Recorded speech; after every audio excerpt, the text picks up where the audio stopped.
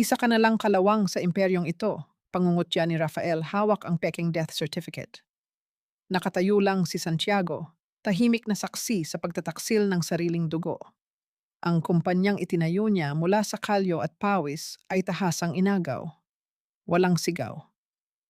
Nagdilim ang kanyang mga mata, isang nakakakilabot ng ngiti ang sumilay sa kanyang labi. Babawiin niya ang lahat. Paano sisimulan ng isang patay ang paghuhukom? Tingnan mo nga ang sarili mo. You're nothing but a pathetic beggar trying to ruin my daughter's wedding. Gusto mong makita si Catalina na maglakad sa aisle? Pirmahan mo ito. Aminin mong ikaw ang nagnakaw ng pondo ng mga manggagawa at talikuran mo na ang pamilyang ito para hindi ka na makapanggulo pa. Ang malupit na tinig ni Rafael ay bumasag sa masayang musika na nagmumula sa loob ng Marangyang Resort sa Tagaytay. Nakatayo si Santiago Alcaraz sa labas ng malaking tarangkahan, suot ang kupas na pantalon at medyo punit na sapatos na 7 taon niyang ginamit sa pag-akyat sa mga bubong ng mga pinalayas na manggagawa. Sa kanyang magagaspang at kalyadong mga kamay, mahigpit niyang hawak ang isang maliit na kahoy na kahon. Ito ang kaisa-isang regalong pinaghirapan niyang buuin sa gitna ng kanyang pagtatago. Isang kwintas para sa unang apong babae na ikakasal sa araw na iyon. Ngunit sa halip na salubungin ng pagmamahal, isang malamig at punit-punit na papel ang inihagis ng kanyang panganay na anak sa kanyang paanan. Isang dokumentong nagpapatunay na siya ay nawawala sa sarili, isang magnanakaw, at kusang isinusuko ang kumpanyang itinayo niya mula sa sarili niyang dugo at pawis. Sa paligid nila, sunod-sunod ang kislap ng mga kamera. Ang mga bisitang nakasuot ng kumikinang na gown at mamahaling barong ay nagkukumpulan, nakatingin sa kanya na parang isang nakakadiring insekto. Sa isang tabi, mariing nakatutok ang telepono ni Aling Minda, isang kilalang vlogger ng mga tanyag na tao. Rinig na rinig ang matinis nitong boses na ibinabalita sa libu-libong nanonood kung paano daw nanggugulo ang isang matandang pulubi sa kasalan ng mga bilyonaryo. Hindi sumagot si Santiago. Walang lumabas na pakiusap o galit sa kanyang mga labi. Ngunit sa loob ng kanyang dibdib, parang may 1,000 patalim ang unti-unting umihiwa sa kanyang puso. Ang mga ugat sa kanyang leeg ay umigting at ang kanyang malalaking kamay ay kumuyom ng napakahigpit hanggang sa bumaon ng kanyang mga kuko sa sariling palad. Ang hapdi ng pisikal na sugat ay walang binatbat sa sakit ng pagtataksil ng sarili niyang dugo. Lumapit ang mga gwardya, handang gumamit ng dahas. Nangunot ang noo ni Rafael at malamig na nag-utos na lumuhod ang kanyang ama at pulutin ang ballpen kung nais nitong mapanood ang apo kahit sa labas lang ng gate. Bumigat ang paghinga ng matanda. Tahimik at dahan-dahan, ibinaba ni Santiago ang kanyang mga tuhod sa magaspang na semento. Isang hari na pinilit lumuhod sa harap ng kanyang mga sinasakupan. Isang amang tinapakan ng sariling anak. Kinuha niya ang ballpen. Napakahigpit ng kanyang hawak dito. Nanginginig ang mga kalyado niyang daliri hindi dahil sa takot, kundi dahil sa isang nakapangingilabot na pagpipigil. Paano mo itatakwil ang mga anak na ikaw mismo ang nagturo kung paano humakbang nang hindi natutumba? Paano mo wawasakin ang mga taong binuo mo ng buong pagmamahal at sakripisyo? Ang katanungang ito ay paulit-ulit na umaaling-aungaw sa kanyang isipan, nag-iiwan ng pait na hindi malunok. Pinirmahan niya ang dokumento. Marin, malinaw, walang pag-aatubili. Ngumiti ng nakakainsulto si Rafael. Akala ay ganap na niyang napabagsak ang haligi ng tahanan. Maging sa likuran nito, nakita ni Santiago ang anino ni Don Leandro Villarreal, ang ama ng mapapangasawa ni Catalina. Ang lalaking utak ng lahat ng panloloko, nakatayo sa balkonahe, humihitit ng tabako at nakangiti habang pinagmamasdan ang pagbagsak ng kaibigan. Ang lalaking laging nagsasabi ng magagandang salita tungkol sa pamilya, ngunit may nakatagong patalim sa likod. Pagkatapos pumirma, dahan-dahang tumayo si Santiago. Hindi niya pinunasan ang dumi sa kanyang tuhod. Inabot niya ang papel kay Rafael nang hindi umiiwas ng tingin. Ang mga mata ni Santiago, na kanina ay naglalaman ng panlulumo ng isang ama, ay biglang nagbago. Ang kalungkutan ay napalitan ng isang malamig, madilim, at kalmadong apoy. Isang tingin na tila bumabasa sa kaluluwa. Isang tingin na nagsasabing tinanggap niya ang hamon. Bumaling ang matalim niyang mga mata kay Don Leandro sa malayong balkonahe. Isang bahagyang ngiti na walang halong saya ang sumilay sa labi ni Santiago. Isang ngiti na nagpapahiwatig na ang pinirmahan niya ay hindi isang pagsuko, kundi ang simula ng paghuhukom. Ang bawat paghampas ng martilyo sa lumang pako ay tila sumasabay sa mabigat at kalmadong tibok ng puso ni Santiago. Madilim ang kalangitan sa isang liblib na bahagi ng Batangas at ang malamig na ihip ng hangin ay pumapasok sa mga siwang ng yero. Sa kabila ng lamig, patuloy sa pagkukumpuni ng bubong ang matanda para sa isang pamilya ng mga manggagawang pinalayas mula sa sarili nilang mga lupa. 7 taon na siyang nabubuhay bilang isang anino sa sarili niyang bayan. 7 taon ng pagyuko, pagtitiis, at pananahimik habang ang mga taong tinulungan niya ay unti-unting itinataboy ng sarili niyang mga anak. Nang matiyak na hindi natutulo ang tubig ulan sa loob ng maliit na dampa, dahan-dahang bumaba si Santiago. Naupo siya sa isang tabi at pinunasan ang pawis sa kanyang noo gamit ang laylayan ng kanyang kupas na kamiseta. Kinuha niya mula sa kanyang bulsa ang isang bagay na kailanman ay hindi niya inalis sa kanyang pagkatao. Ang kanyang gintong singsing kasal na puno na ng gasgas. Pinagmasdan niya ito habang ang alaala ng kanyang yumaong asawang si Rosalinda ay bumalot sa kanyang isipan. Naalala niya ang mga gabing umuulan din ng malakas.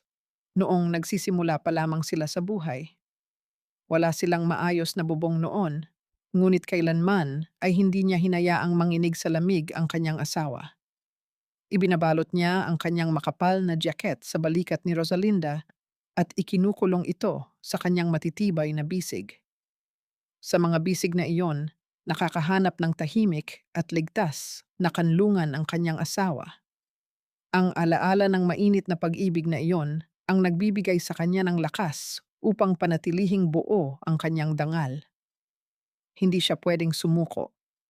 Hindi niya hahayaang ang imperyong itinayo nila ni Rosalinda ng may malinis na intensyon ay maging pugad ng mga sakim at mapanlinlang. Ang pagninilay niya ay naputol nang bumukas ang pinto ng dampa. Pumasok ang 3 lalaking nababakas ang pagod sa mga mukha, ngunit may dalang liwanag ng pag-asa sa kanilang mga mata. Sila ang mga tapat na pormador at inhenyero ng Alcaraz Bayanihan na mas piniling manatili sa hirap kaysa maglingkod kay Rafael at Don Leandro. Lumapit ang pinakamatanda sa kanila at inilapag ang isang makapal na brown envelope sa ibabaw ng lumang mesa. Walang anumang ingay na sumira sa katahimikan habang binubuksan ito ni Santiago.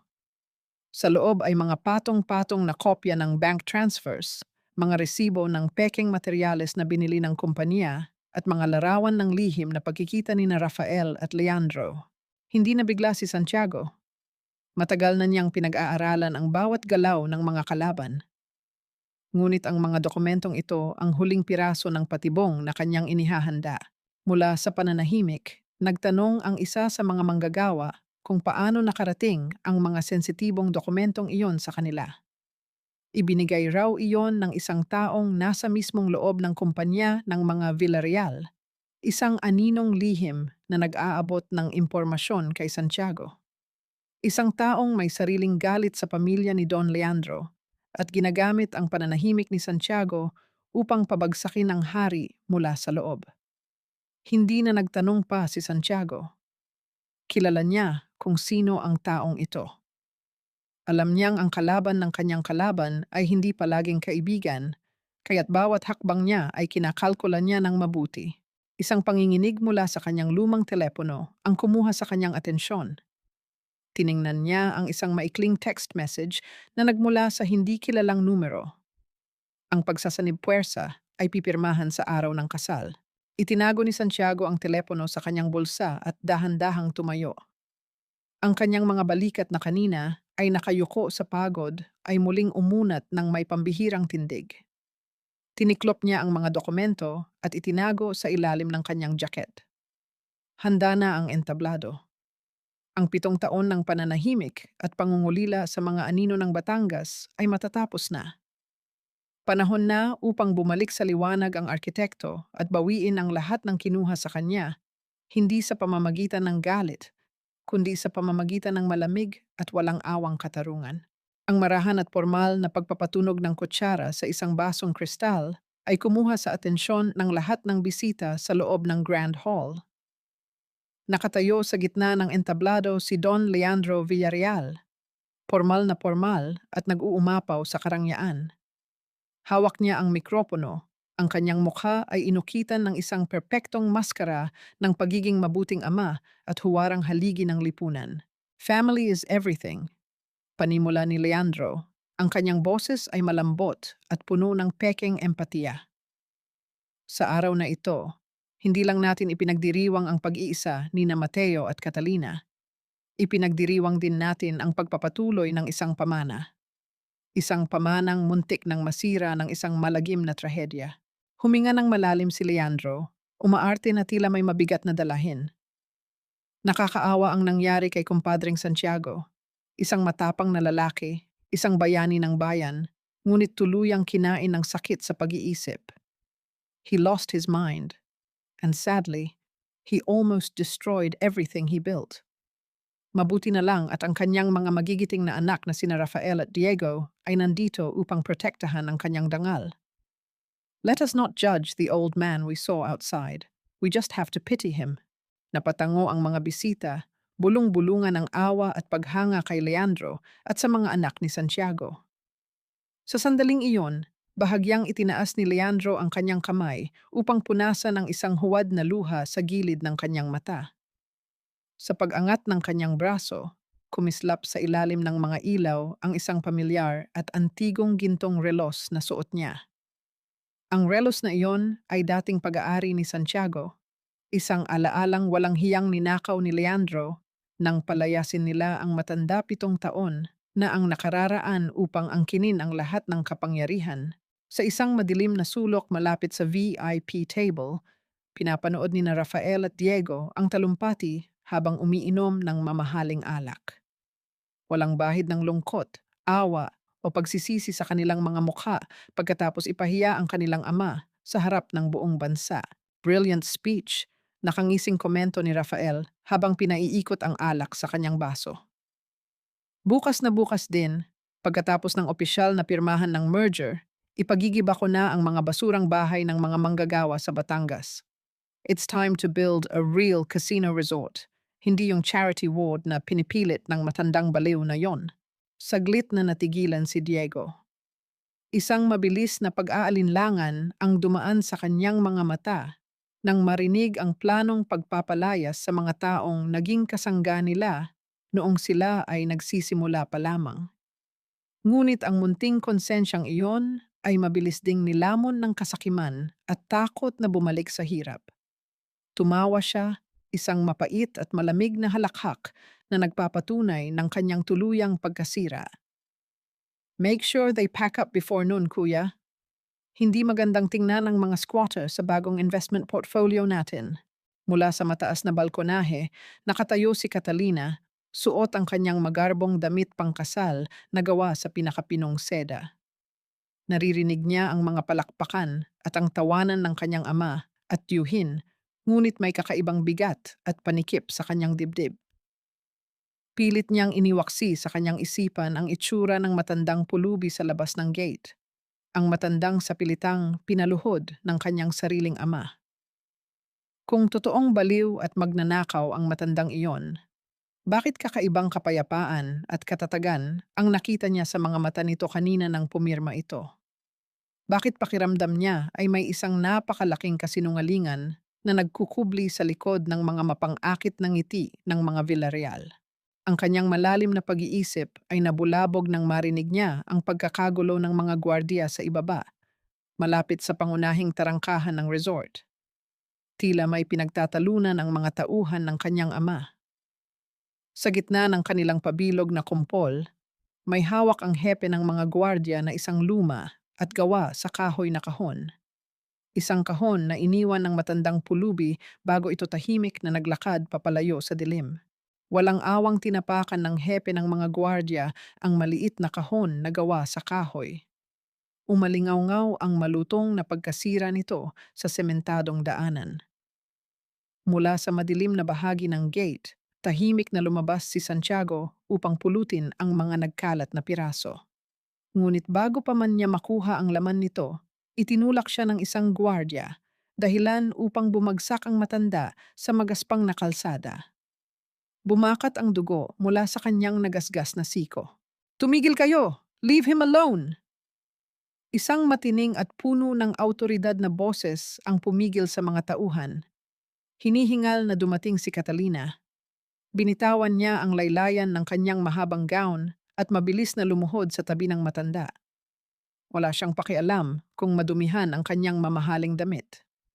Kinuha niya ang isang panyong seda mula sa kanyang bulsa at dahan-dahang pinunasan ang sariwang dugo sa siko ni Santiago. Nagtagpo ang kanilang mga paningin.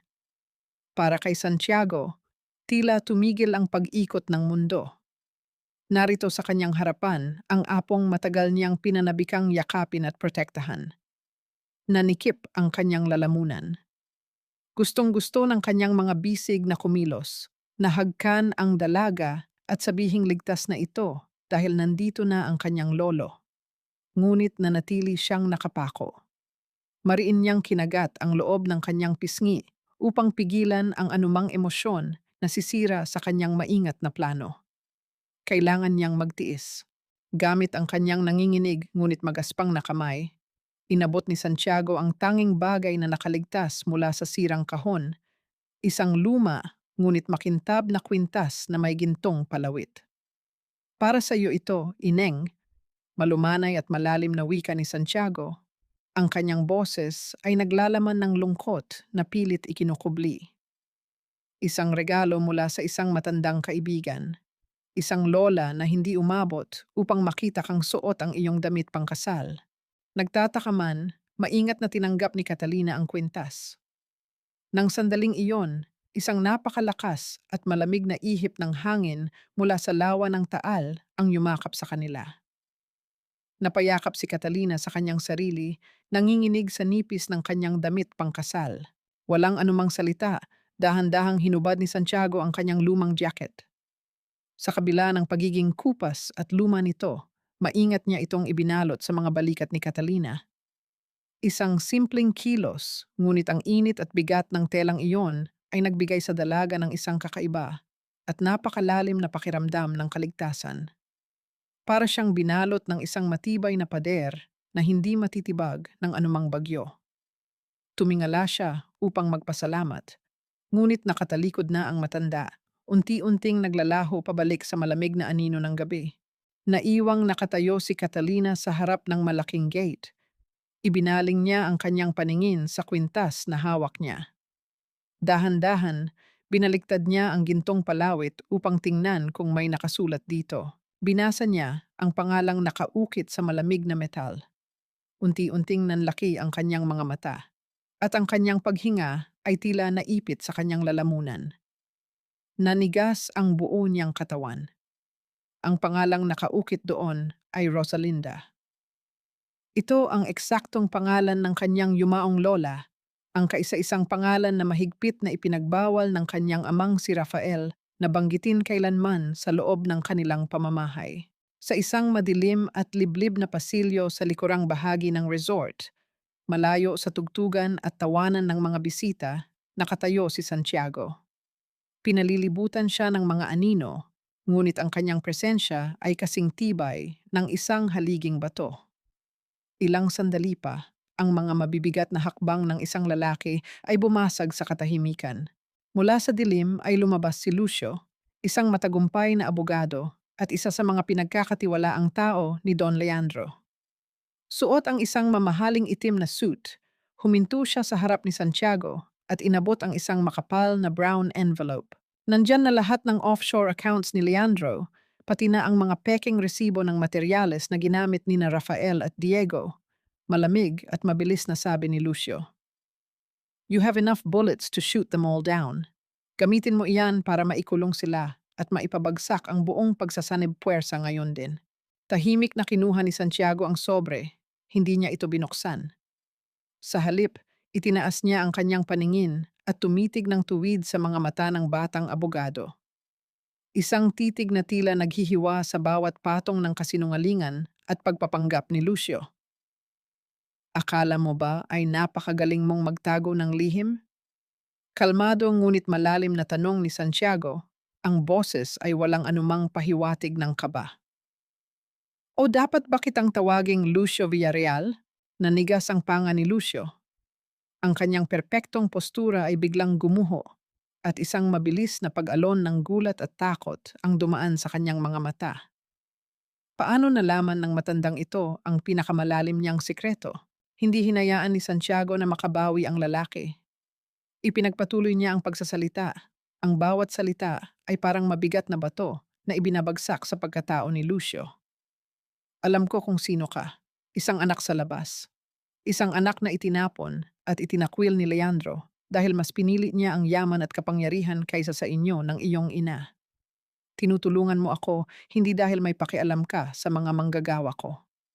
Tinutulungan mo ako dahil gusto mong gamitin ang galit ko para gibain ang kaharian ng ama mo. At kapag wasak na ang lahat, ikaw ang uupo sa trono niya. Nakabawi mula sa gulat, humakbang pasulong si Lucio. Nagdilim ang kanyang mukha, pilit na ibinabalik ang kanyang autoridad. Huwag kang mangialam sa motibo ko, matanda. We need each other. Ako lang ang makakapagbigay sa iyo ng hustisya laban sa mga sakim mong anak. Kaya huwag kang magmalinis. Sumunod ka na lang sa plano kung gusto mo pang mabawi ang kumpanya mo. Sa halip na umatras o sumigaw, nanatiling nakatayo si Santiago. Hindi niya itinaas ang kanyang boses at hindi rin niya ikinuyom ang kanyang mga kamao. Ibinigay lamang niya kay Lucio ang isang napakabigat, matalim at malamig na titig. Isang tingin mula sa isang tunay na hari na nagpatumba na ng napakaraming higante bago pa man ipanganak ang abogado.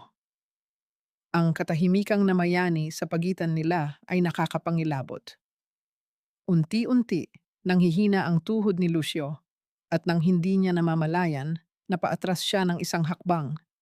Napagtanto niya na wala siya sa harap ng isang desperadong biktima. Nasa harap siya ng isang master na arkitekto. Huwag mong isiping ikaw ang naglalaro sa chessboard na ito, Lucio. Mahinahon ngunit nagbabantang babala ni Santiago. Pinayagan kitang lumapit sa akin, hindi dahil kailangan kita. Gusto kong makita kung hanggang sa dulo, pipiliin mo bang maging isang mabuting anak ng iyong ina o magiging isang anino ng sakim mong ama. Kung gagamitin mo ang pamamaraan ni Leandro para makuha ang gusto mo, ako mismo ang tatapos sa iyo. Tinalikuran ni Santiago ang abogado at dahan-dahang naglakad, pabalik sa dilim, bitbit ang sobre ng mga ebidensya. Naiwang nakatayo si Lucio, mabigat ang paghinga at pinagpapawisan sa kabila ng malamig na hangin. Nang tuluyan, nang mawala sa paningin niya ang matanda, ipinasok niya ang kanyang nanginginig na kamay sa loob ng kanyang coat. Mula rito, inilabas niya ang isa pang nakatuping dokumento na sinadya niyang itago mula kay Santiago.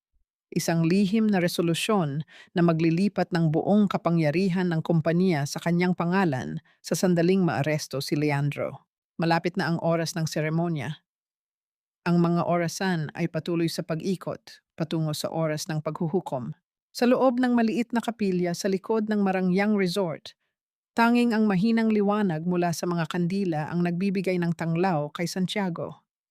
Ang tahimik na paligid ay malayong malayo sa maingay at mapagpanggap na pagdiriwang na nagaganap sa kabilang gusali. Nakaupo siya sa huling hanay ng mga upuang gawa sa kahoy, tahimik na naghihintay. Ito ang huling pagsubok. Ang huling sugal ng isang amang umaasa na may natitira pang piraso ng kabutihan at konsensya sa puso ng kanyang bunsong anak. Dahan-dahang bumukas ang mabigat na pintuan ng kapilya.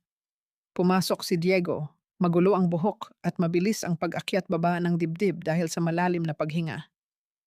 Nang makita niya si Santiago sa dilim, agad siyang tumakbo palapit. Walang pag-aatubili, bumagsak siya sa kanyang mga tuhod sa paanan ng matanda. "Papa, patawarin mo ako," humahagulgol na pakiusap ni Diego. Mahigpit niyang niyakap ang mga binti ni Santiago Ibinabaon ang kanyang mukha sa kupas na pantalon ng kanyang ama. Hindi ko na kaya, Papa. I was so scared. Ginamit lang ako ni na Kuya Rafael at Don Leandro. Sila ang nagplano ng lahat. Sila ang nagnakaw ng pondo. Nakokonsensya na ako sa ginagawa nila sa mga manggagawa natin. Gusto ko nang itama ang lahat. Mula sa bulsa ng kanyang mamahaling suit, inilabas ni Diego ang isang maliit na itim na USB. Nanginginig ang kanyang kamay nang iabot niya ito kay Santiago. Nandito ang lahat, Papa. Ang orihinal na accounting ledger, ang tunay na listahan ng mga perang ninakaw nila at ang mga pekeng kumpanya ni Leandro. Please, gamitin mo ito para isalba ang kumpanya natin. Tutulong ako. Magpapatestigo ako laban sa kanila. Tiningnan ni Santiago ang nanginginig na kamay ng kanyang anak at mula roon ay umangat ang kanyang paningin sa luhaang mukha ni Diego. Sa sandaling iyon, ang malamig at matigas na pader sa puso ng matanda ay bahagyang gumuho. Nakita niya muli ang maliit na batang humawak ng mahigpit sa kanyang kamay at umiyak sa kanyang bisig noong araw na ilibing nila si Rosalinda. Ang pag-ibig ng isang ama, kahit gaano pa katinding sugat ang natamo, ay laging naghahanap ng dahilan upang magpatawad. Dahan-dahang inabot ni Santiago ang USB at ibinulsa ito. Matapos yon, ibinaba niya ang kanyang sarili, iniabot ang kanyang mga kalyadong kamay, at mahigpit na niyakap ang kanyang bunso. Isang yakap na puno ng walang hanggang pagpapatawad mula sa isang matibay na haligi ng tahanan. Ipinikit ni Santiago ang kanyang mga mata habang dinarama ang yakap na matagal na niyang pinangungulilahan. Walang salitang lumabas sa kanyang bibig, ngunit ang init at higpit ng kanyang mga braso ay sapat na upang iparating ang mensaheng nandito na ang Papa, ako na ang bahala. Matapos ang madamdaming pag-uusap, nagpaalam si Diego upang bumalik sa Grand Hall at maghanda bilang testigo para sa napipintong pagbubunyag. Naiwang mag-isa si Santiago. Ilang minuto pa ang lumipas bago pumasok si Lucio mula sa likurang pinto. Bit-bit ang isang laptop. Handa na silang kunin ang huling ebidensya na tuluyang magpapakulong kina Leandro at Rafael nang hindi na kailangang idawit ang bunsong anak ni Santiago. Umupo si Lucio sa tabi ng matanda at binuksan ang computer. Ibinigay ni Santiago ang USB, ang tanging susi para maisalba ang kumpanya at ang pamilya ng buo. Ikinabit ni Lucio ang maliit na kagamitan at hinintay na lumabas ang mga dokumentong magliligtas sa libu-libong buhay. Ngunit nang bumukas ang folder sa screen, napakunot ang noo ni Lucio. Pindot siya ng pindot sa computer, binubuksan ang bawat nakatagong bahagi ng storage, pilit hinahanap ang sinasabing orihinal na listahan ng pananalapi. Dahan-dahang lumingon si Lucio kay Santiago, bakas ang matinding kalituhan at malalim na pagkadismaya sa kanyang mukha. Ipinaharap niya ang screen ng laptop sa matanda. Walang anumang laman ang USB. Blanko ito. Ang maputlang liwanag mula sa screen ng laptop ay nagbigay ng nakakapangilabot na anino sa mukha ni Santiago. Tinitigan niya ang blankong folder. Walang laman, walang dokumento, walang kaligtasan para sa kumpanya. At higit sa lahat, walang natirang konsensya sa puso ng kanyang bunsong anak. Nabasag ang katahimikan ng isara ni Lucio ang laptop. Puno ng kaba at pagkabigo ang boses ng abogado habang ipinapaliwanag na niloko sila ni Diego. Na malamang, ginamit lang ng bunso ang pag-iyak nito kanina upang siguraduhing hawak na nito ang kahinaan ni Santiago. Ibinenta ni Diego ang sarili niyang ama kay Don Leandro kapalit ng pangakong siya ang uupo bilang bagong CEO pagkatapos ng opisyal na pagsasanib puwersa. Naalala ni Santiago ang pagyakap sa kanya ni Diego kanina. Ang amoy ng mamahaling alak sa hininga nito. Ang panlalamig ng mga kamay nito, hindi dahil sa takot na magkasala sa batas, kundi dahil sa kaba ng isang traidor na natatakot mabisto bago makatakas. Pinaniwala siya ng kanyang anak na may natitira pa itong kaluluwa para lang isaksak ang huling patalim sa kanyang likuran. Sa sandaling iyon, isang mainit na patak ng luha ang kumawala mula sa mata ni Santiago. Ito ang huling luha ng isang amang umasa, nagtiis at nagmahal ng walang kapalit. Gamit ang kanyang magaspang na hinlalaki, Dahan-dahan at mariin niyang pinunasan ang kanyang pisngi. Kasabay ng pagkatuyo ng luhang iyon ay ang tuluyang pagkatuyo ng kanyang awa.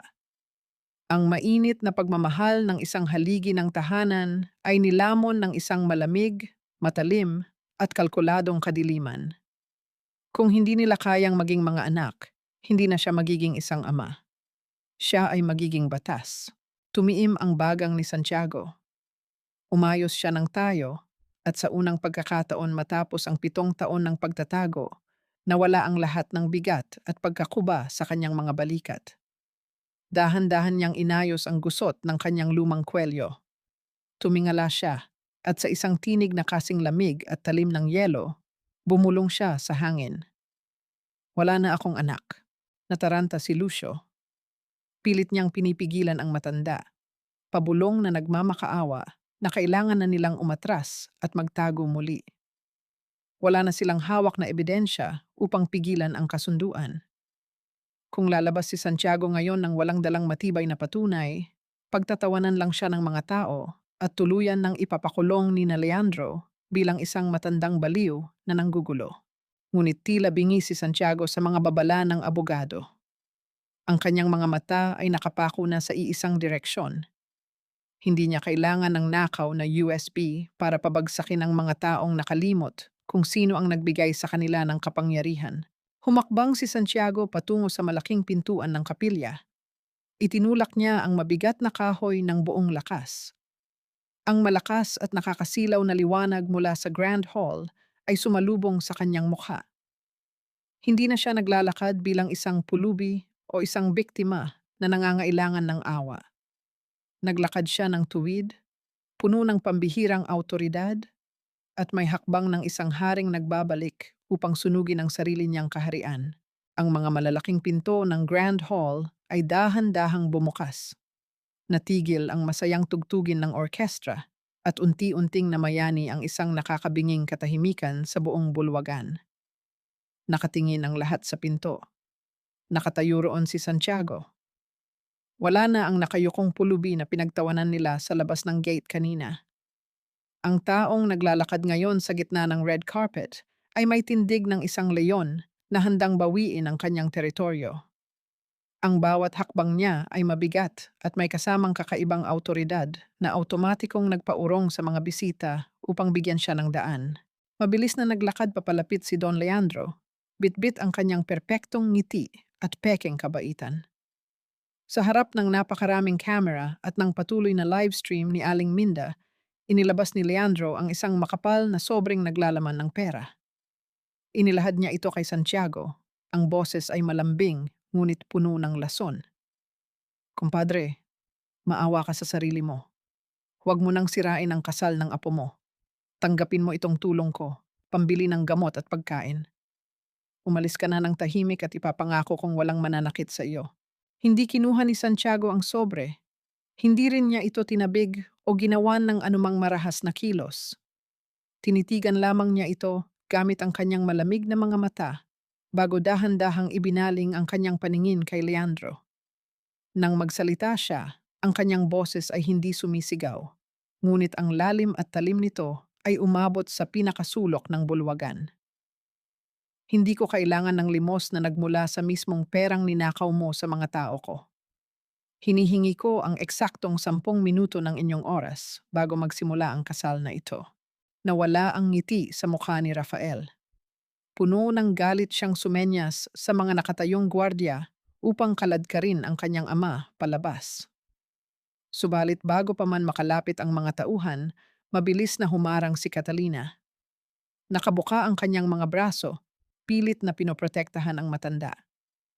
Nagulat ang lahat nang pumunta rin sa tabi niya si Mateo, tahasang sinusuway ang anumang utos ng kanyang amang si Leandro.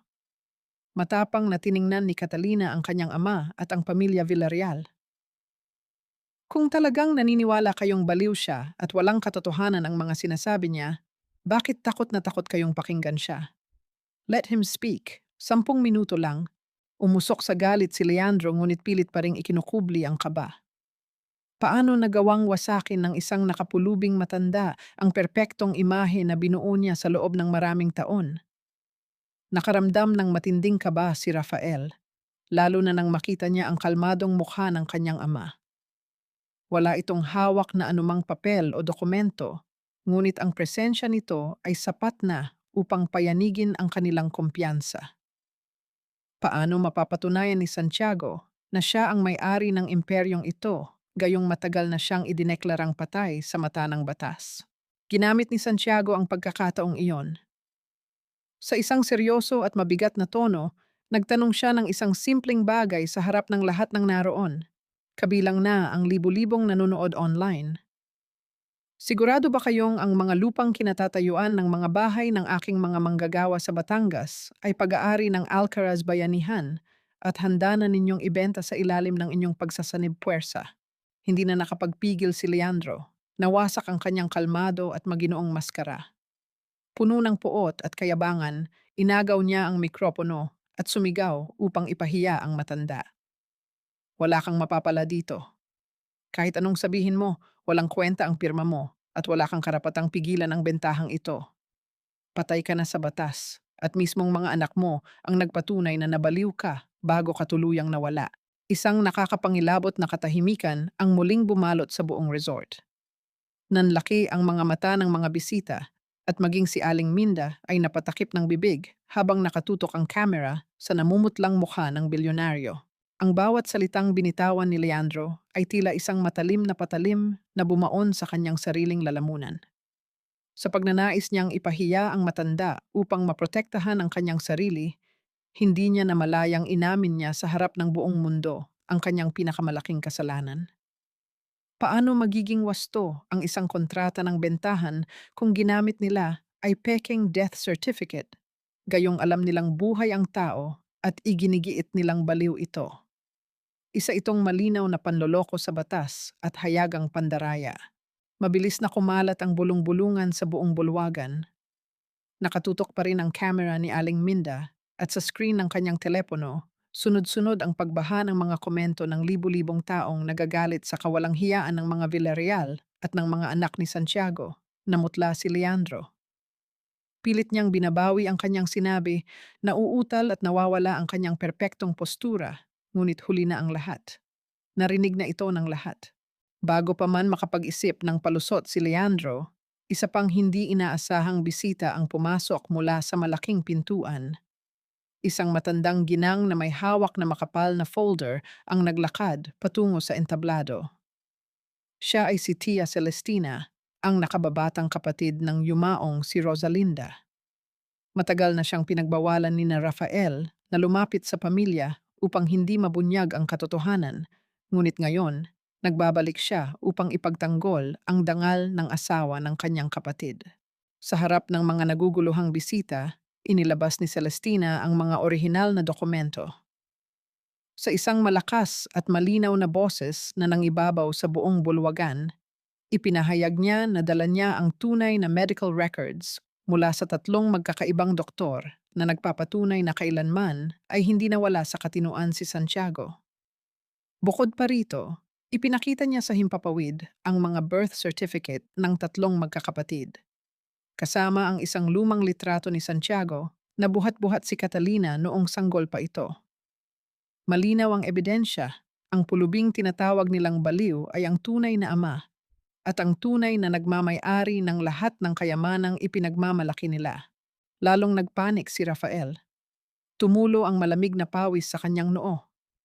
Sa sobrang desperasyon na isalba ang sarili mula sa kahihiyan at sa napipintong pagkakulong, itinuro niya ang kanyang ama at sumigaw. Kasinungalingan iyan, hindi ko siya ama. Matagal nang patay ang papa, isa lamang siyang bayarang impostor na ginagamit ng mga kalaban natin para pabagsakin ang kumpanya natin. Hindi sumagot si Santiago. Hindi niya ipinagtanggol ang kanyang sarili mula sa masakit na paratang na ito. Sa halip, ibinigay niya sa kanyang panganay na anak ang isang malamig at hindi kumukurap na titig. Walang galit sa kanyang mga mata, kundi isang malalim na awa na hinaluan ng kabuuang dominasyon ng isang nagbabalik na hari. Tiningnan niya si Rafael hindi bilang isang anak na kailangang yakapin, kundi bilang isang mahinang kalaban na unti-unting nalulunod sa sarili nitong kasinungalingan. Ang tahimik na panunood ni Santiago habang nagwawala ang kanyang anak ay nagbigay ng isang nakakapangilabot na mensahe sa lahat ng naroon. Hindi na kailangan ng hari na sumigaw para patunayang siya ang nakatataas. Nang makita ni Rafael na hindi gumagana ang kanyang mga sigaw, pilit siyang sumenyas sa mga gwardya upang kaladkarin ang matanda at si Celestina. Ngunit walang sumusunod sa kanya. Lahat ay nakatingin na kay Santiago nang may matinding takot at paggalang.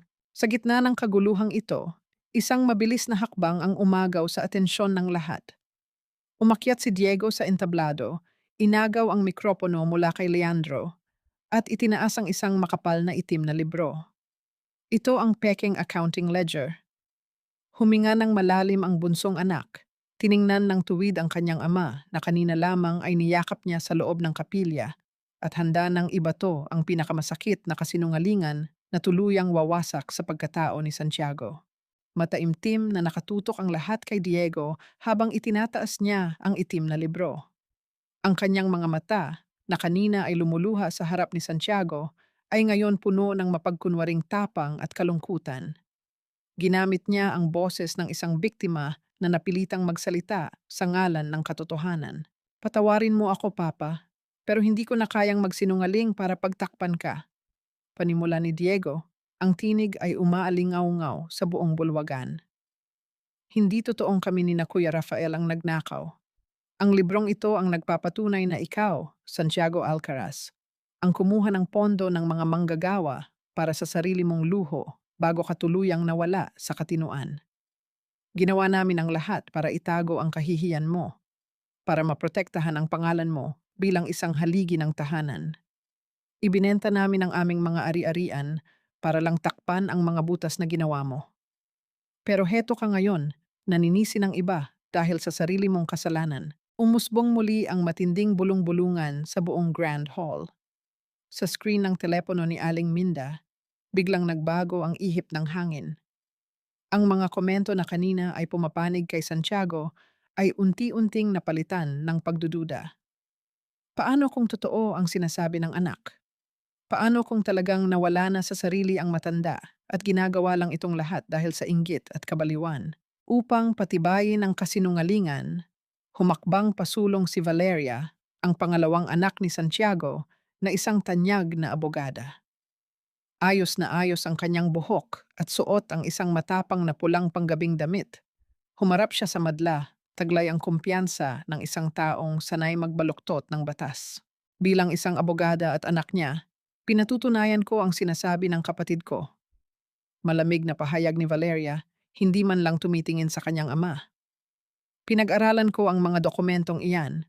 Ang mga pirma sa mga nawawalang pondo ay pag-aari lahat ni Santiago. Legal kaming gumawa ng hakbang para iligtas ang kumpanya nang ideklara siya ng korte na wala na sa tamang pag-iisip.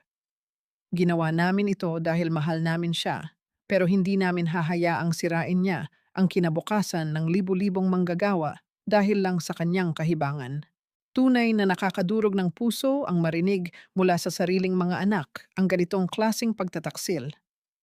Pinili nilang isadlak sa putikan ang nag-iisang taong nagsakripisyo ng lahat para sa kanila. Ipininta nila ang kanilang mga sarili bilang mga bayani habang ginagawa nilang halimaw ang amang nagbigay sa kanila ng buhay. Ngunit sa kabila ng mabibigat na paratang na ito, walang nakitang panginginig o takot kay Santiago. Habang nakikinig sa mga kasinungalingang patuloy na lumalabas sa bibig ni na Diego at Valeria, isang napakanipis, kalmado, at halos hindi mapansin ng ngiti ang sumilay sa gilid ng labi ni Santiago. Wala siyang balak na sumigaw upang magpaliwanag. Hindi niya kailangang makipagmatigasan. Hinahayaan niya ang kanyang mga anak na maghukay ng sarili nilang libingan. Ang bawat salitang binitawan ni na Diego at Valeria sa harap ng napakaraming tao at kamera ay hindi isang tagumpay para sa kanila. Ito ay mga pako na kusang ibinabaon ng magkakapatid sa kanilang sariling kabaong. Hinayaan niya silang lumipad ng mataas sa kanilang kayabangan dahil alam ng matanda na kapag inilapag na niya ang katotohanan, mas magiging masakit ang pagbagsak mula sa itaas. Bago pa man makapagsalita muli si Leandro upang samantalahin ang pagkakataon at tuluyang paalisin si Santiago, isang mabigat na yabag ang nagmula sa gilid ng entablado.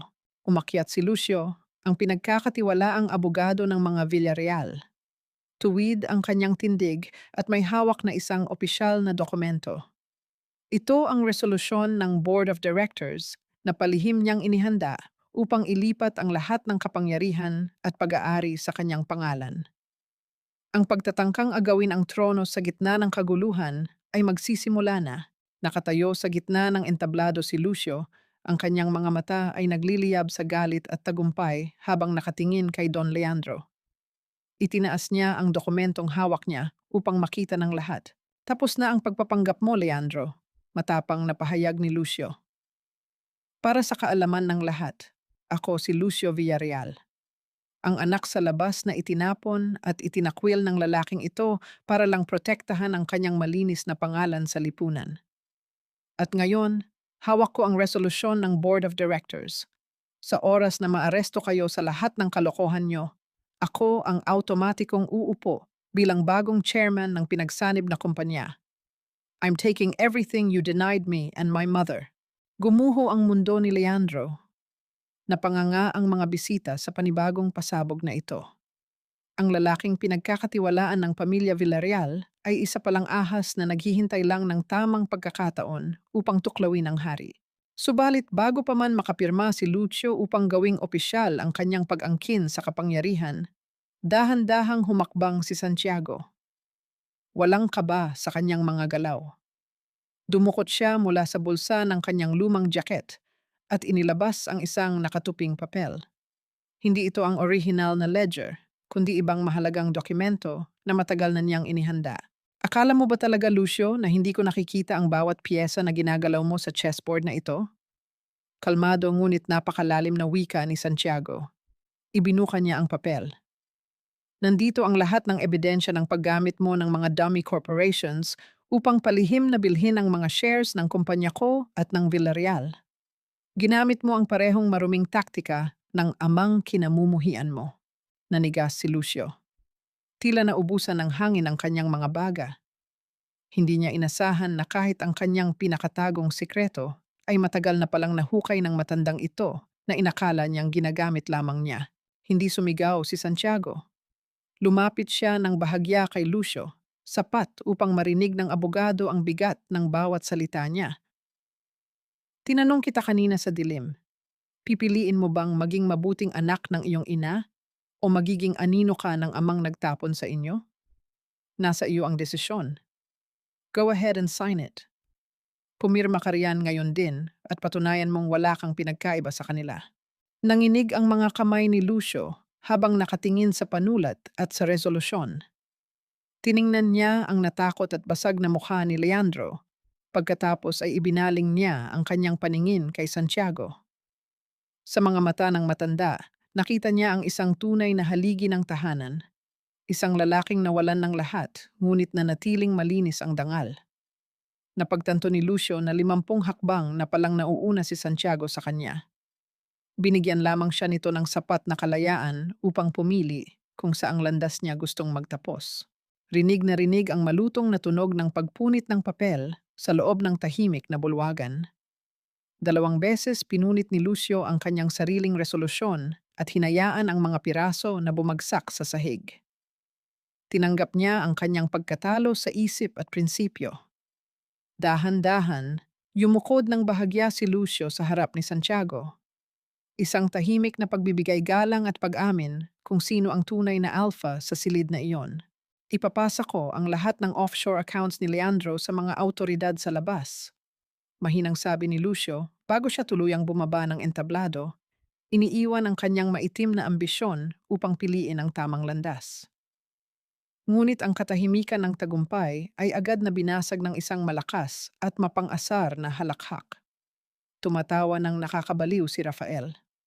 Puno ng kayabangan, itinaas niya ang mga kamay at tiningnan ang kanyang ama na may halong panunuya. Ang galing ng palabas mo, Papa! Napasuko mo ang abogado namin! Sigaw ni Rafael, ang boses ay nag-uumapaw sa tagumpay.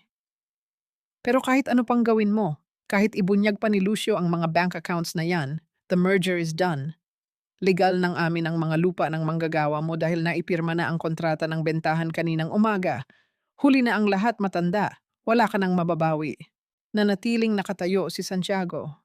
Hindi gumalaw ang anumang kalamnan sa kanyang mukha. Wala sa diksyonaryo niya ang salitang huli na dahil nakahanda na siyang ilapag ang huling baraha ng arkitekto. Tiningnan ni Santiago ang kanyang panganay na anak na tila nababaliw sa sariling tagumpay. Walang anumang bakas ng pagkatalo o galit sa maamong mukha ng matanda. Sa halip na sumagot ng pabalang, dahan-dahan siyang naglakad patungo sa gitnang mesa kung saan nakapatong ang opisyal na kontrata ng bentahan at pagsasanib puwersa na pinirmahan ni na Leandro at Rafael. Huminto si Santiago sa harap ng mesa. Mula sa loob ng kanyang kupas na jacket, inilabas niya ang isang luma ngunit maayos na iningatang sobre. Binuksan niya ito at kumuha ng isang opisyal na dokumentong may selyo ng batas. Palagi kang nagmamadaling umakyat sa tuktok, Rafael, kaya hindi mo na tinitingnan kung ano ang inaapakan mo. Kalmado at malalim na wika ni Santiago, ang boses ay nagpatahimik sa natitirang kayabangan ng kanyang anak. Bago mo inangkin ang lahat, dapat inalam mo muna kung ano talaga ang pag-aari ng kumpanya. Ipinakita ni Santiago ang dokumento sa madla, sa mga nakatutok na camera at kina Leandro. 20 taon na ang nakararaan, bago pa man kayo matutong magbilang ng milyon, inilipat namin ng inyong ina ang titulo ng mga lupaing iyon. Hindi ito kailanman naging opisyal na pag-aari ng Alcaraz Bayanihan Builders. Pag-aari ito ng isang malayang institusyon na walang sino man sa inyo ang may control, ang Rosalinda Trust Fund. Nanlaki ang mga mata ni Rafael, napalunok si Valeria habang nanginginig ang tuhod ni Diego. Ang ngiti ni Leandro ay tuluyang napunit. Nagpatuloy si Santiago. Ang bawat salita ay parang mabigat na martilyo na dumudurog sa kanilang mapanlinlang na pangarap. Bilang nag-iisang tagapagtatag, inilagay ko ang isang mahigpit na kondisyon. Walang anumang bahagi ng lupang iyon ang maaaring ibenta kung wala ang direktang pirma ko habang ako ay nabubuhay. Hindi ito mapapawalang bisa ng isang pekeng deklarasyon ng kabaliwan at lalong hindi ito mababawi ng isang huwad na katibayan ng kamatayan. Isang marahas ngunit kalmadong paghampas ang umalingaw-ngaw nang ibagsak ni Santiago ang orihinal na titulo ng lupa sa ibabaw mismo ng kontrata ni na Rafael at Leandro. Kaya ang pinirmahan ninyong bentahan kaninang umaga ay walang silbi. Malamig na idinikta ni Santiago, tinitigan ang namumutlang mukha ng kanyang mga anak at ni Leandro. Isa itong malaking panloloko. Kayo mismo ang nagbigay ng ebidensya ng pandarayan ninyo sa gobyerno. Ang kumpanyang ito ay kailanman hindi naging inyo. Ang kayabangan ni Rafael ay tuluyang naglaho. Pinalitan ito ng matinding takot at pagguho ng kanyang buong mundo. Napasandal si Leandro sa dingding, hawak ang kanyang dibdib habang inaabsorb ang katotohanang wasak na ang kanyang imperyo dahil sa kanyang sariling kasakiman. Wala silang nakuha. Wala silang kapangyarihang nakuha mula sa matanda. At ang mas malala, batid nilang naiabot na ni Lucio ang mga tunay na ebidensya sa autoridad. Bago pa man makaisip ng paraan sina Leandro at Rafael upang tumakas mula sa nag-uumpukang at nagagalit na mga bisita, isang nakakabinging ingay mula sa labas ang bumasag sa katahimikan ng gabi. Umalingaw-ngaw ang sunod-sunod na tunog ng mga sirena ng mga sasakyan ng pulisya na mabilis na pumapalibot sa buong resort. Ang kanilang mga asul at pulang ilaw ay mabilis na tumatagos sa mga salamin ng malaking bulwagan. Dumating na ang hustisya. Bumukas ng maluwang ang mga pinto ng Grand Hall, kasabay ng mabibigat at sunod-sunod na hakbang ng mga ahente ng National Bureau of Investigation. Ang matatalim na tingin ng mga autoridad ay mabilis na naghahanap sa mga taong sangkot. Walang nagtangkang pumigil. Ang mga dating nagmamalaking bisita ay automatikong umatras, nagbibigay ng malawak na daan patungo sa entablado upang hindi madamay. Unang nilapitan ng mga ahente si Don Leandro. Ang kanyang perpektong suit ay nagusot ng puwersahan siyang ipinaharap sa pader upang posasan. Pilit niyang ipinagtatanggol ang kanyang sarili Nagbabanta na tatawagan niya ang kanyang mga maimpluwensyang abogado, ngunit ang malamig na lapat ng bakal sa kanyang mga pulso ay nagpatunay na tapos na ang paghahari ng kanyang pera at kayabangan. Nang makita ni Rafael ang posas, tuluyang nanghina ang kanyang mga tuhod. Ang kumpiyansang kanina ay nag-uumapaw sa kanyang dibdib ay mabilis na napalitan ng matinding takot. Bumagsak siya sa sahig. Gumapang naman palapit si Diego patungo sa paanan ni Santiago.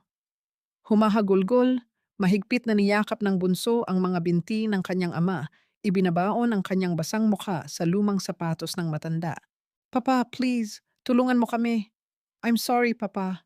Ayokong makulong. Natatakot ako. Pakiusap ni Diego, ang kanyang tinig ay basag na basag at puno ng desperasyon. Tumingala rin si Rafael, lumuluha at nagmamakaawa na bawiin ng kanyang ama ang mga kaso para hindi sila mabulok sa loob ng selda. Tinitigan ni Santiago ang dalawang anak na nakaluhod sa kanyang harapan. Puno ng luha, pawis at kahihiyan ang kanilang mga mukha. Walang amang gustong makita ang kanyang mga anak sa ganitong kalagayan. Isang matalim na hapdi ang bumaon sa dibdib ni Santiago. Ngunit hindi siya umiwas ng tingin. Hindi siya sumigaw. At kailanman ay hindi niya sinipa palayo ang kanyang mga anak, gaya ng ginawa nila sa kanya kanina. Nanatili siyang nakatayo. Sa isang malalim, pagod, ngunit puno ng paninindigang tinig, nagsalita si Santiago. Mga anak ko pa rin kayo hanggang sa huling hininga ko. Pinapatawad ko na kayo bilang inyong ama. Ngunit ang pagmamahal ko ay hindi kailanman magiging dahilan upang pagtakpan ang inyong mga kasalanan. Hindi ko na kayang konsintihin ang kasamaang sumisira sa inyong mga kaluluwa. Ang batas ang sisingil sa mga ninakaw ninyo, hindi ako. Dahan-dahang yumuko si Santiago. Iniabot niya ang kanyang malaki at kalyadong kanang kamay at maingat na ipinatong ito sa magulong buhok ni Diego. Isang banayad at mainit na haplos ng isang haligi ng tahanan na huling beses na nagbibigay ng kalinga bago ang mahabang panahon ng paghihiwalay. Dinama ni Santiago ang pag-iyak ng kanyang bunso sa huling sandali bago niya dahan-dahang binawi ang kanyang kamay at umatras ng isang hakbang. Iyon ang hudyat para sa mga ahente. Hinawakan nila sa magkabilang braso sina Rafael at Diego. Ang pag-angkin ng posas sa kanilang mga kamay ay nag-iwan ng isang malungkot na senaryo sa buong bulwagan. Puno ng luha at pagsisisi, tuluyan nang inilabas ng mga pulis ang magkakapatid, kasama ang mapagkunwaring si Leandro na nakayuko na sa matinding kahihiyan. Naiwan ang isang napakabigat na katahimikan sa loob ng resort. Marami ang naiyak sa naging desisyon ni Santiago, isang patunay ng tunay na lakas ng pagkalalaki. Ang kakayahang ipaubaya sa hustisya ang mga taong pinakamamahal niya upang matuto ang mga ito ng tunay na kahulugan ng pananagutan. Ngunit hindi pa natatapos ang gabi. Ang lahat ng mata ay unti-unting bumaling sa entablado kung saan nakatayo ang 2 taong nakatakdang ikasal. Tumingin si Catalina kay Mateo at isang tahimik na pagkakaunawaan ang dumaan sa kanilang mga mata. Tumango si Mateo bilang pagsuporta. Huminga ng malalim si Catalina, inabot ang pinong seda sa kanyang buhok. Dahan-dahan, marahan, at may buong tapang na hinubad ni Catalina ang kanyang mahabang belo, hinayaan itong bumagsak sa malamig na sahig at humarap sa buong madla. Hawak ni Catalina ang mikropono. Ang kanyang tinig ay nanginginig, ngunit may taglay na matibay na paninindigan. I love Mateo. Walang magbabago doon. Pero hindi ko kayang simulan ang aming buhay may asawa gamit ang perang ninakaw mula sa mga pamilyang nawalan ng tahanan. The wedding is postponed. Lumapit si Mateo at mahigpit na hinawakan ang kamay ni Catalina. Hinarap niya ang mga bisitang naiwan. Ang kanyang boses ay puno ng tapang at pagpapakumbaba. Tinuruan ako ng tatay ko na ang totoong lalaki ay gagawin ang lahat para protektahan ang pangalan ng pamilya. Pero ngayong gabi, natutunan ko na ang pagprotekta sa isang pangalan gamit ang kasinungalingan ay nagpapabulok lamang dito mula sa loob. Tinatalikuran ko ang anumang posisyon at mana na nagmula sa panloloko ng pamilya Villarreal. Katahimikan ang sumalubong sa kanilang pahayag, Ngunit ito ay katahimikan ng malalim na paggalang. Tiningnan ni Catalina ang kanyang lolo. Wala nang pagdududa. Lumapit ang dalaga, humikbi, at mahigpit na niyakap si Santiago. Humingi siya ng tawad dahil naniwala siya sa mga kasinungalingan sa loob ng maraming taon. Hindi siya sinisi ng matanda. Ibininalot lamang ni Santiago ang kanyang malalaking braso sa apo, nagbibigay ng isang tahimik ngunit mainit na katiyakan na ligtas na siya at hindi na muling may manloloko sa kanya. Lumipas ang ilang araw matapos ang eskandalo na yumanig sa buong bansa. Ang tanggapan ng Alcaraz Bayanihan Builders ay naging saksi sa muling pagbangon ng tunay nitong haligi. Nakatayo si Santiago sa harap ng malaking bintana ng opisina, pinagmamasdan ang buong syudad. Wala na ang kupas na kamiseta at sirang sapatos na ginamit niya noong nagtatago pa siya. Suot niya ngayon ang isang maayos, malinis at formal na barong Tagalog. Ang telang pino ay bumalot sa kanyang matipunong balikat, nagpapabakas sa tindig ng isang lalaking dumaan sa apoy ngunit kailanman ay hindi naging abo. Wala siyang suot na mamahaling alahas o gintong relos na nagpapasikat ng yaman, ngunit ang kanyang presensya ay nagliliyab sa isang hindi matatawarang autoridad at dignidad. Ibinabalik ng bawat galaw niya ang kanyang nawalang karangalan, ang amor propyo ng isang amang hindi nagpatinag sa kasamaan. Hinarap niya ang mga bagong miyembro ng Board of Directors, na ngayon ay kinabibilangan ng mga piling kinatawan ng mga manggagawa. Ipinag-utos ni Santiago ang kabuang pagbabago ng kumpanya. Ibinigay niya ang malaking porsyento ng kumpanya upang pondohan ang edukasyon at pabahay ng mga anak ng mga trabahador. Walang sinuman ang maiiwan sa laylayan at walang sinuman ang gagamit ng pangalan ng kanyang kumpanya upang mang-apak ng iba. Ngunit sa kabila ng malaking tagumpay at pagbangon ng kanyang imperyo, may isang malalim na tanong na nananatili sa puso ng matanda. Maaayos pa ba ang pamilyang pinunit ng kasakiman?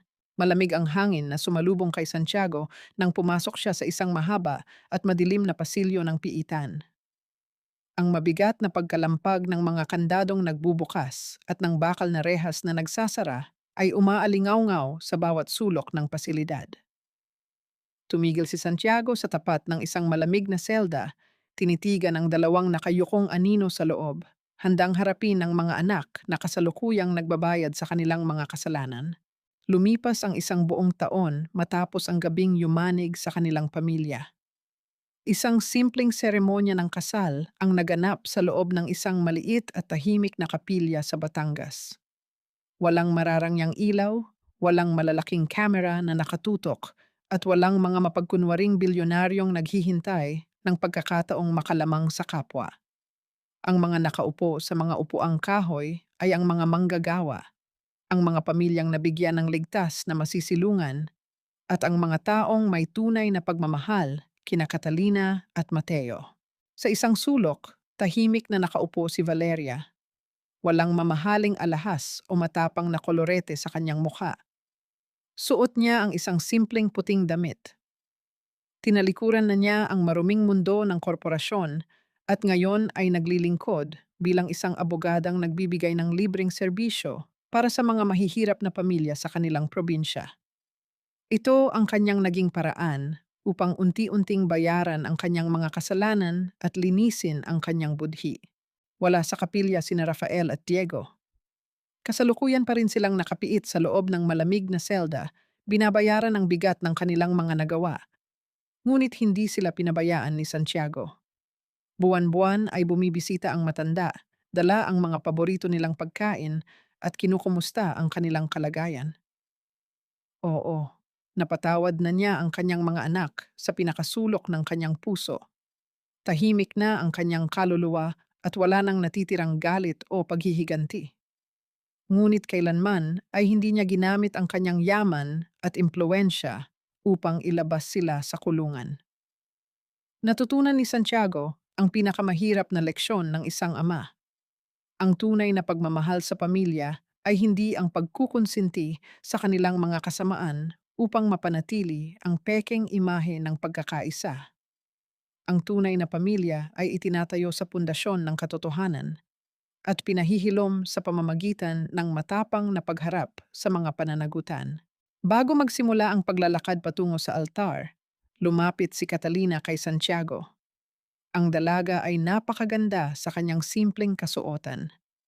Dahan-dahan siyang yumuko at inilapag ang isang magandang kahon sa harapan ng kanyang lolo.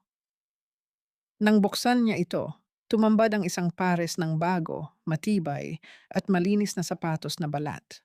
May sapatos na po kayo, lolo, nakangiting wika ni Catalina. Ang kanyang mga mata ay nangingilid sa luha ng pasasalamat at labis na paggalang. Hindi na po kayo maglalakad ng nakayuko at nakayapak. Mula ngayon, kami naman po ang poprotekta sa inyo. Ngumiti si Santiago, isang dalisay at mainit na ngiti na umaabot sa kanyang mga mata. Dahan-dahan niyang hinaplos ang pisngi ng kanyang apo. Hindi ko na kailangan ng bagong sapatos, Ineng. Ang mahalaga sa akin ay ang lupang inaapakan natin ay malinis at walang bahid ng panlilinlang. Ang makita kang masaya at malaya ay sapat na upang mabawi ko ang lahat ng nawala sa akin. Inalalayan ni Santiago si Catalina patungo kay Mateo.